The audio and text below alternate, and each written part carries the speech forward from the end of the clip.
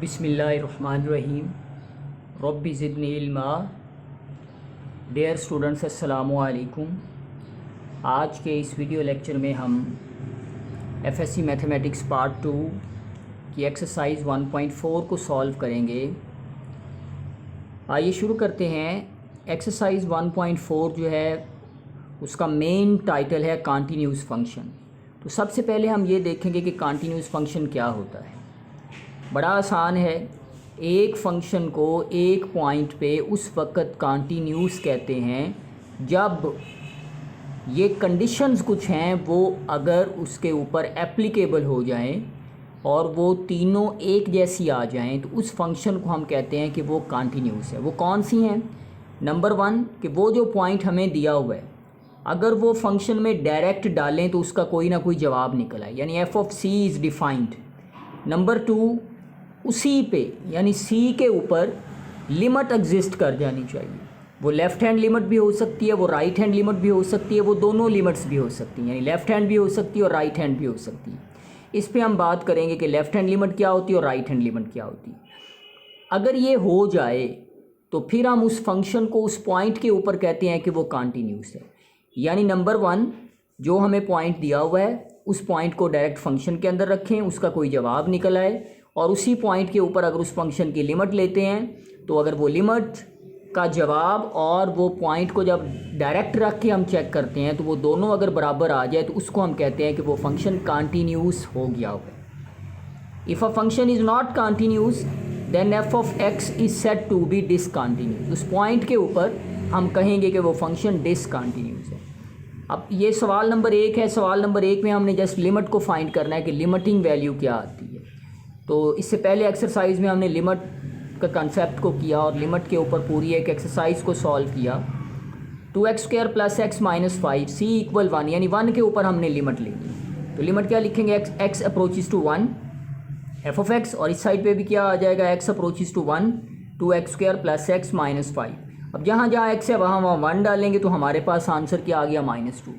एक बात आपने याद रखनी है, जहन नशीन रखनी है कि लेफ़्ट हैंड लिमिट और राइट हैंड लिमिट का जो कॉन्सेप्ट है ये बुनियादी तौर पर उस वक्त एप्लीकेबल होता है जब हमारे पास मॉड के अंदर फंक्शन आ जाए, जिस तरह कि ये आ गया हुआ है, या हमारे पास पीस वाइज फंक्शन आ जाए, स्टेप फंक्शन आ जाए।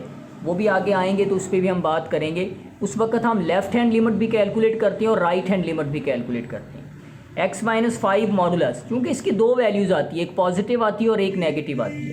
इसको आपने ध्यान से देखना है कि हम किस तरह से मॉड के प्लस के निशान और माइनस के निशान को अलग अलग करते हैं। अब हमारे पास c 5 है, यानी 5 के ऊपर हमने इसकी लिमिट लेनी है। लेफ़्ट हैंड लिमिट को लिखने का तरीका ये है, x अप्रोचेस टू 5 और ऊपर माइनस का निशान लगा देते हैं। ये जाहिर करता है कि जो ये लिमिट कैलकुलेट हो रही है ये लेफ़्ट हैंड लिमिट है। x अप्रोचेस टू 5 ऊपर माइनस का निशान लगाएंगे, f of x, it means कि ये लेफ़्ट हैंड लिमिट कैलकुलेट कर रहे हैं। लिमिट x अप्रोचेस टू 5 ऊपर माइनस का निशान, x - 5 का मॉड। अब हमें किस तरह से पता चलेगा कि हमने पॉजिटिव लगाना है या नेगेटिव लगाना है? उसका बड़ा आसान तरीका मैं आपको बता रहा हूँ। ये जो चीज़ है x अप्रोचेस टू 5 - z, ये हमें ये शो कर रहा है कि हम 5 से छोटे की तरफ जा रहे हैं, 5 से कम की तरफ जा रहे हैं, माइनस का निशान शो कर रहा है। अब क्या करना है आपने? मॉड के अंदर 5 से थोड़ी सी स्मॉल वैल्यू दर्ज करनी है, जिस तरह ये दर्ज की है 4.9 - 5। अब जब 4.9 - 5 को आप सॉल्व करेंगे तो आपके पास आंसर मॉडुलस के अंदर क्या आएगा? -0.1 आएगा। तो जो आंसर आ रहा है मॉडुलस के अंदर, जो आंसर आ रहा है वो नेगेटिव आ रहा है, लिहाजा मॉड को आपने ख़त्म करके बाहर माइनस लगा देना। मैं फिर बताता हूँ मॉड को ख़त्म करने का क्या तरीका है। आपने इस x की जगह 5 से छोटी वैल्यू पुट करके आंसर देखना है कि मॉड के अंदर आंसर क्या आता है। आंसर क्या आता है? नेगेटिव आता है। तो आपने मॉड को ख़त्म करके बाहर नेगेटिव लगा देना। अब लिमिट हमने यहाँ 5 ही डालनी है, तो 5 - 5 क्या हो जाएगा? 0 हो जाएगा। अब इसी तरह हम राइट हैंड लिमिट लेंगे। राइट हैंड लिमिट क्या होगी? Limit x approaches to 5 plus f of x equal limit x approaches to 5 plus x - 5 mod. अब वही तरीका हम लगाएंगे, चूंकि हमें प्लस का निशान ये बता रहा है कि ये राइट हैंड लिमिट है, यानी 5 के राइट साइड पे आप जा रहे हैं। 5 पे तो फंक्शन डिफाइन भी नहीं है। नहीं भी हो सकता लिमिट के अंदर, तो आप राइट साइड पे जा रहे हैं, बड़ी वैल्यू की तरफ जा रहे हैं, तो ये राइट हैंड लिमिट कहलाएगा। अब यहाँ पर आप फ़र्ज़ करें 5.1 माइनस 5 लिखते हैं, तो अंदर मॉडुलस के जो जवाब निकल के आएगा हमारे पास वो आएगा +0.1, तो इसका मतलब है यहाँ हम प्लस लगा देंगे। अब इसको सॉल्व करेंगे तो इसका जवाब भी 0 आ गया, तो ये 5 के ऊपर कंटिन्यूस हो जाएगा फंक्शन। आगे है जी discuss the continuity of F of X at X equal to C, यानी सवाल नंबर 2 में हमने ये बताना है कि वेदर फंक्शन कंटिन्यूस है या नहीं है। अब ये हमारे पास स्टेप फंक्शन है, यानी 2 हिस्सों में बटा हुआ फंक्शन है, तो इसको हम कहते हैं स्टेप फंक्शन। 2x + 5 जो है वो उस पर उसने कंडीशन दी है x लेस और इक्वल टू 2, यानी ये फंक्शन डिफाइन करता है 2 या 2 से छोटे नंबरों के ऊपर। 4x + 1 ये डिफाइन करता है 2 से बड़े के ऊपर। ये फंक्शन डिफरेंट है, ये फंक्शन डिफरेंट है। अब हमने बताना कहाँ पर है, कंटिन्यूटी C2 के ऊपर बतानी, यानी कि 2 पॉइंट के ऊपर बताना है कि फंक्शन कंटिन्यूस है या नहीं है। अब देखिए limit x approaches to 2 minus, यानी इससे क्या मुराद है कि ये हम क्या ले रहे हैं, ये हम ले रहे हैं जी लेफ्ट हैंड लिमिट ले रहे हैं। और लेफ्ट हैंड लिमिट में हमारे पास जो फंक्शन है, यानी कि ये 2 से छोटा हमें बता रहा है कि 2 से छोटा फंक्शन आपने लेना है, तो 2 से छोटा फंक्शन ये वाला है, तो ये यहाँ दर्ज कर देंगे। याद रखें, मैं फिर बताता हूँ कि हम लिमिट ले रहे हैं left hand limit, left hand. अब यहाँ से हमें पता चलेगा, यहाँ से पता चलेगा कि इन दोनों में से कौन सा फंक्शन लेना है। तो चूँकि ये माइनस शो करता है 2 से छोटा फंक्शन, तो 2 से छोटा फंक्शन ये कंडीशन है x लेस और इक्वल टू 2, 2 या 2 से छोटा। तो इसमें फंक्शन लिखेंगे, 2 लिमिट डालेंगे तो हमारे पास आंसर 9 आ जाएगा। उसके बाद ये राइट हैंड लिमिट, यानी 2 से बड़ा फंक्शन। अब 2 से बड़ा ये वाला फंक्शन है, तो ये यहाँ लिख देंगे, लिमिट 2 डालेंगे। तो ज़रा गौर करें, यहाँ भी जवाब 9 आया, यहाँ भी जवाब 9 आया, तो इक्वेशन नंबर 1 इक्वेशन नंबर 2 के इक्वल आ गई, यानी लेफ्ट हैंड लिमिट जो है वो राइट हैंड लिमिट के इक्वल आ गई। तो इससे क्या जाहिर हुआ कि हमारा फंक्शन जो है वो किस पॉइंट पे कंटिन्यूस है, वो 2 के ऊपर कंटिन्यूस है। आगे क्वेश्चन नंबर 3 है, ये भी हमने यही बताना है कि वेदर फंक्शन कंटिन्यूस है या नहीं है। तो क्वेश्चन नंबर 3 में 3 हिस्से हमें दिए हुए हैं। 3x वो इस पे डिफाइन है, x लेस और इक्वल टू -2 पे, x² -1 x ग्रेटर दैन -2 और लेस दैन 2 के ऊपर है। और 3 जो है ये उस वक्त जवाब आएगा जब x ग्रेटर और इक्वल टू 2 आएगा।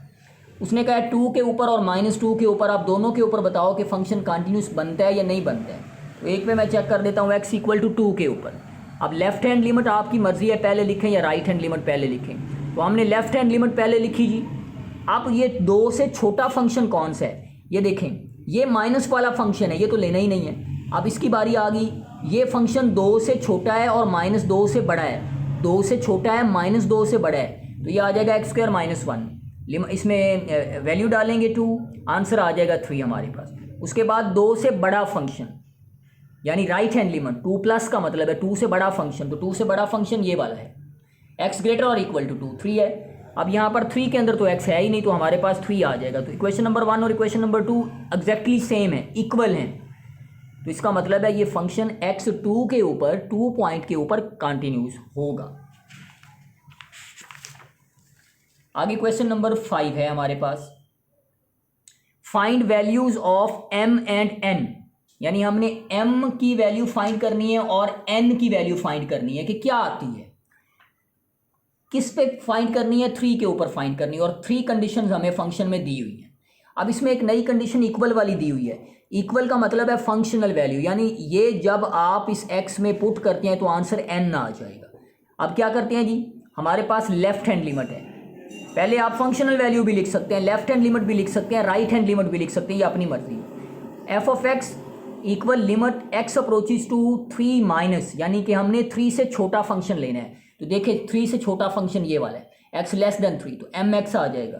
तो mx जब आ गया, x की जगह जब 3 लिखेंगे तो हमारे पास आंसर 3m आ जाएगा।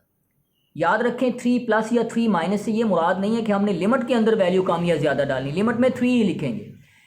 अब इसकी राइट हैंड वैल्यू देखते हैं जी, राइट हैंड लिमिट की, limit x approaches to +3, f of x equal limit x approaches to 3 plus -2x + 9, चूँकि हमारे पास 3 से बड़ा फंक्शन क्या है, -2x + 9 है।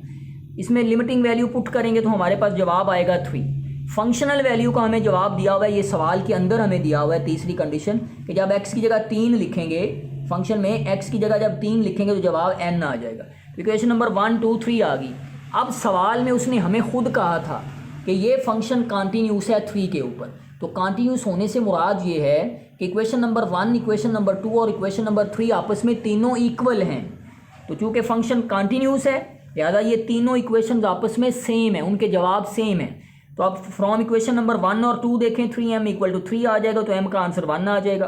फ्रॉम इक्वेशन नंबर 2 एंड 3 देखें तो ये दोनों भी बराबर हैं, क्योंकि तीनों ही आपस में बराबर हैं, तो n का आंसर क्या आ जाएगा, वो 3 निकल आएगा। इसके बाद आखिरी question, question number 6। Question number 6 में भी उसने ये कहा है कि आप k का आंसर फाइंड करो जबकि आपके पास गिवन फंक्शन जो है वो x2 के ऊपर x2 के ऊपर कॉन्टीन्यूस है। एफ ऑफ एक्स क्या है, 2x + 5 square root minus x + 7 square root over x - 2। x के ऊपर कंडीशन है कि वो 2 नहीं हो सकता, कि डिफाइन नहीं होगा, 0/0 आ जाएगा। और फंक्शनल वैल्यू क्या दी हुई है, यानी जब x की जगह 2 डालेंगे डायरेक्ट तो आंसर k आएगा। 2 के ऊपर हमने फाइंड करना है, फंक्शनल वैल्यू हमें दी हुई है कि जब x की जगह 2 लिखेंगे इस फंक्शन में तो हमारे पास आंसर k आएगा। क्वेश्चन नंबर 1 आ गई। और ये जो हमने फंक्शन 2 के ऊपर फाइंड करना है उसकी लिमिट क्या बनेगी, लिमिट x अप्रोचेस टू 2। अब लेफ्ट और राइट का कॉन्सेप्ट ही नहीं बनना, चूँकि फंक्शन की वैल्यू ही हमें एक दी हुई है, एक से ज़्यादा वैल्यूज़ नहीं दी हुई। तो अब हमें पता है कि ये तो 0/0 आता है। तो हमने देखा है इससे पहले एक्सरसाइज में कि 0/0 को तोड़ने का क्या तरीका होता है, कॉन्जुगेट लेना या रैशनलाइज करना या फैक्टर बनाना। तो इसके हमने रैशनलाइजेशन कर दी, इस इक्वेशन जो स्क्वायर रूट के अंदर थी इसको पॉजिटिव से मल्टीप्लाई भी कर दिया और डिवाइड भी कर दिया। ऊपर रकमें सेम है, प्लस और माइनस का फ़र्क है, तो क्या करेंगे, फर्स्ट टर्म का स्क्वायर माइनस सेकंड टर्म का स्क्वायर, इसको सॉल्व करेंगे तो हमारे पास 2x + 5, ये माइनस अंदर मल्टीप्लाई हो जाएगा तो -x और -7 आ जाएगा। नीचे हमारे पास वैसी की वैसी टर्म आ जाएगी। अब ऊपर वाली टर्म को जब हम सॉल्व करेंगे तो हमारे पास क्या बनेगा, x - 2 बचेगा, नीचे भी x - 2 आ रहा है तो ये कट जाएगा, बाकी हमारे पास ये रह जाएगा limit x approaches to 2 1/2x + 5 + x + 5 7। अब जब इसमें 2 डालेंगे, x की जगह 2 डालेंगे तो ये क्या आ जाएगा, 1/9 का स्क्वायर रूट प्लस 9 का स्क्वायर। ये भी 3 है, ये भी 3 है, तो 1/6 इसका आंसर आ जाएगा। हमें सवाल में उसने खुद दिया था कि आपका फंक्शन जो है वो कंटिन्यूस है, इसका मतलब है इक्वेशन नंबर 1 और इक्वेशन नंबर 2 आपस में इक्वल आ जाएगी। इक्वेशन नंबर जो ये 2 है लिमिटिंग वाली, उसका आंसर आया था 1/6 और 2 के ऊपर फंक्शनल वैल्यू k थी, तो हमारे पास k का आंसर क्या आ जाएगा, 1/6 आ जाएगा। Dear students, learning with Umar Farooq channel में आज हमने FSC मैथमेटिक्स पार्ट 2 की एक्सरसाइज 1.4 को सॉल्व किया और हमने देखा कि लेफ्ट हैंड लिमिट और राइट हैंड लिमिट किस तरह से वर्क करती हैं और हम लिमिट को किस तरह से फाइंड करते हैं और फंक्शन कंटिन्यूस या डिसकंटिन्यूस किस तरह से होता है। अगर आपको वीडियो पसंद आए लाइक करें, शेयर करें और अपने दोस्तों को भी रेकमेंड करें। चैनल पर नए हैं तो ज़रूर सब्सक्राइब करें। जैसा कि आप जानते हैं हमारे चैनल का मोटो है no need of tuition and no need of academy. Channel पर बने रहे, बेल आइकन को ज़रूर दबाएं ताकि लेटेस्ट वीडियो आप तक पहुंचती रहे। Thank you very much.